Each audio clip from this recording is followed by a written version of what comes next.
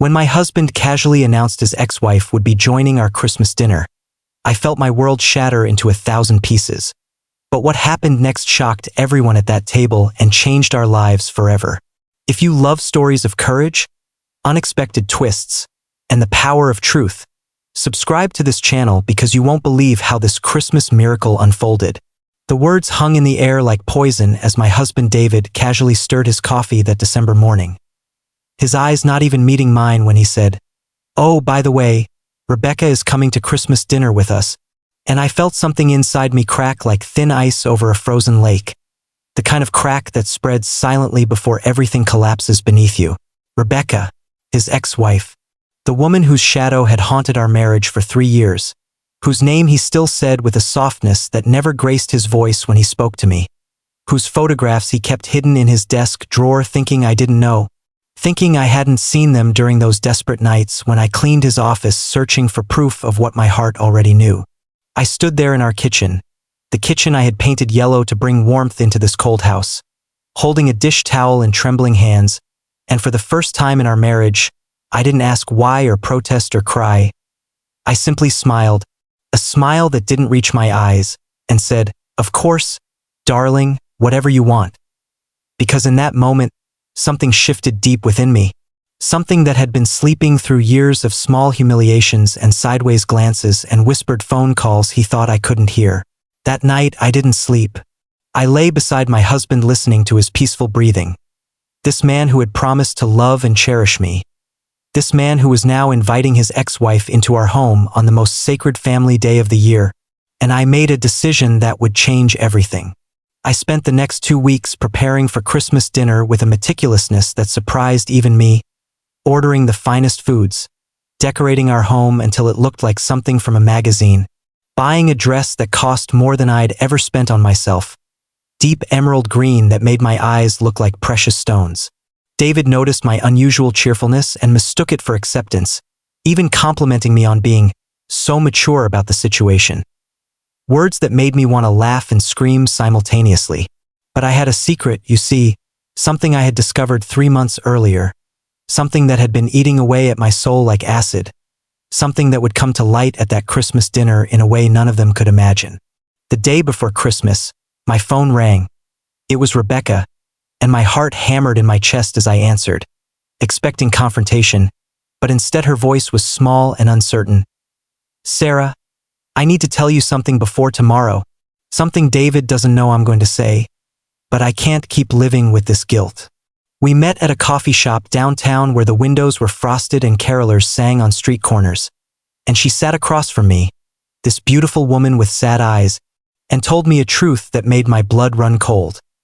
She and David had been seeing each other for the past 6 months, secret meetings and stolen kisses and promises that he would leave me when the time was right, and she was tired of being the other woman again, tired of hiding, and she thought I deserved to know before she sat at our table pretending to be just a friendly ex.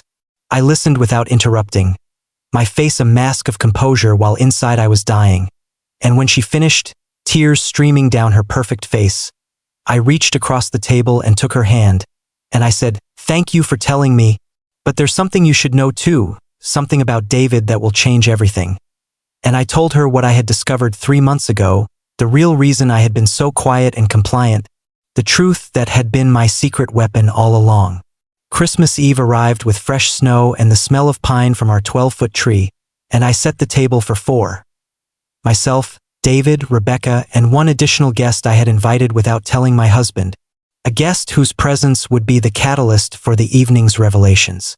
David was nervous, I could tell, adjusting his tie repeatedly and asking if everything looked perfect, and I assured him it did, kissing his cheek with lips that had forgotten how to love him. Rebecca arrived first, dressed in red like she was trying to claim Christmas itself, and she looked at me with eyes full of secrets and something else. Was it fear or anticipation? Then our final guest arrived, a man in his 60s with kind eyes and a leather briefcase, and David's face went pale when he opened the door. "Sarah, who is this?" my husband asked, his voice tight with confusion, and I smiled that smile I had perfected over 2 weeks and said, "Everyone, please sit down, because we're going to have a very special Christmas dinner tonight." one where we finally tell the truth.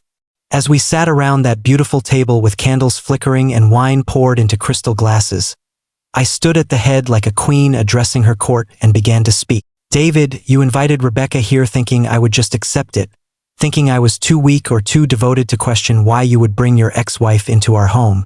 But what you don't know is that Rebecca came to me yesterday and told me everything about your affair. David's face turned crimson and Rebecca stared at her plate, and I continued, my voice steady as a surgeon's hand.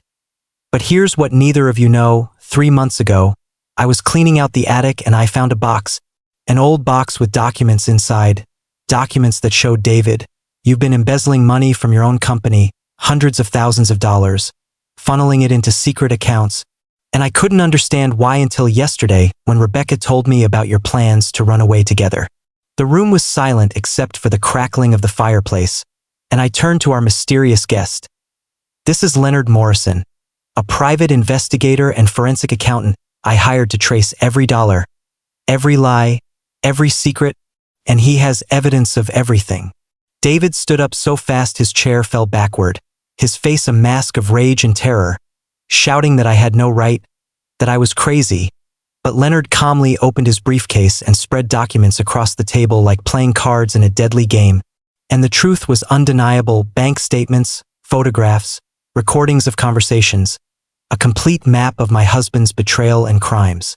Rebecca was crying now, saying she didn't know about the money, that David had told her he had savings from a business deal, and I almost felt sorry for her because she was just another victim of this man's lies. But then I revealed my final card, the one that would hurt most of all. There's one more thing, David. I'm not sick. I don't have the terminal illness I told you about 2 months ago. The one that made you suddenly so attentive and caring. The one that made me think maybe you actually loved me. I lied about being sick to see if you would stay, if you would fight for our marriage, but instead you accelerated your plans to leave, to take the money and run with Rebecca once I was conveniently out of the way.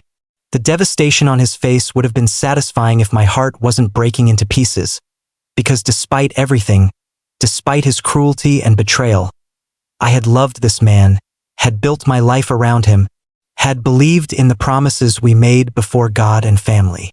David collapsed back into his chair, a broken man, and through his tears he confessed everything.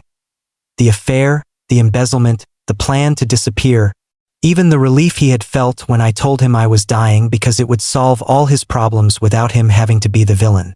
Rebecca ran from the table, her heels clicking on our hardwood floors as she fled into the snowy night, unable to face the monster she had aligned herself with, and Leonard gathered his documents, told me he would send his full report to the authorities after Christmas as we had agreed, and left David and me alone in the wreckage of our marriage. We sat there for what felt like hours, the Christmas dinner growing cold on china plates that had been my grandmother's, and finally David looked at me with eyes that held something I had never seen before, genuine remorse, and he asked, "Why now, Sarah? Why did you wait? Why Christmas?" And I told him the truth that I had been holding close to my heart, because I needed to know if there was any humanity left in you, any chance for redemption, any possibility that the man I married still existed somewhere inside you. But now I know, he never really existed at all. He was just a character you played while the real you planned and schemed and destroyed everything we built. I stood up from that table with more strength than I had felt in years, and I told him to leave, to pack a bag and go, that I would be filing for divorce and cooperating fully with the investigation, and that he had until morning to decide whether to turn himself in or wait for the authorities to come for him. He left without argument, broken and defeated, and I was alone in my beautiful house on Christmas Eve, surrounded by decorations and uneaten food and the ghosts of dreams that would never come true. But here's the miracle, the unexpected twist that saved me from drowning in despair. As I sat there crying into my hands, my phone rang, and it was my mother, who I hadn't spoken to in 2 years because David had convinced me she was toxic and controlling, and she said, "Sarah, I don't know why, but I felt like I needed to call you tonight, felt it in my bones that you needed me," and I broke down completely, telling her everything through sobs that shook my whole body, and she said, "Pack a bag. I'm coming to get you right now. You're coming home where you belong." That night, driving through snow-covered streets toward my childhood home, I realized that the brave woman wasn't the one who had orchestrated the perfect confrontation or who had gathered evidence and exposed lies. The brave woman was the one who had survived 3 years of slow emotional death, who had the strength to seek the truth even when it would hurt, who had the courage to walk away from a marriage that was killing her soul piece by piece, and who was now driving toward an uncertain future, but one where she would finally be free. David was arrested 2 days after Christmas, charged with embezzlement and fraud, and he's now serving a 5-year sentence. Time I hope he uses to become the man he pretended to be. Rebecca sent me a letter months later apologizing and thanking me for saving her from a terrible mistake. And though I can't forgive her completely, I understand that she was deceived too, just in different ways. As for me, I rebuilt my life slowly and deliberately, like an artist creating a masterpiece from broken pieces. Reconnected with family and friends I had abandoned for David's approval, started the business I had always dreamed of, and learned that sometimes the greatest act of love is loving yourself enough to demand better, to refuse to accept crumbs when you deserve the whole feast, to stand up in your emerald green dress at a Christmas dinner and declare that the lies end here, the betrayal stops now, and the brave woman who was sleeping inside you is finally, gloriously free.